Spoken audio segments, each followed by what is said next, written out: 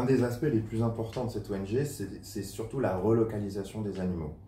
Donc, ils relocalisent les éléphants et les rhinocéros, principalement les rhinocéros blancs, parce que c'est une espèce qui est braconnée pour sa défense, qui est utilisée pour la médecine douce, on va dire.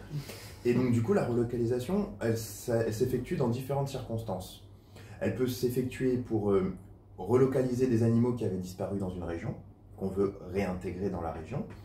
On les déplace aussi pour les protéger, quand par exemple l'activité humaine se rapproche un peu trop des animaux ou de la réserve.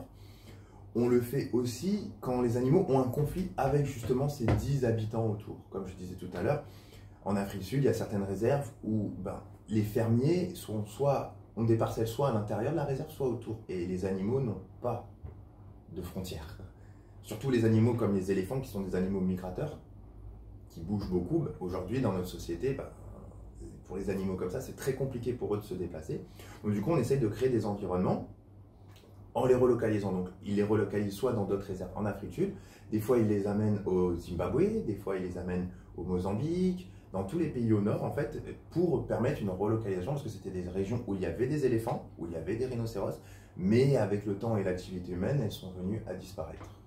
Donc leur but, c'est aussi de redonner cette faune à l'Afrique, celle qu'on a dans notre imaginaire, en fait.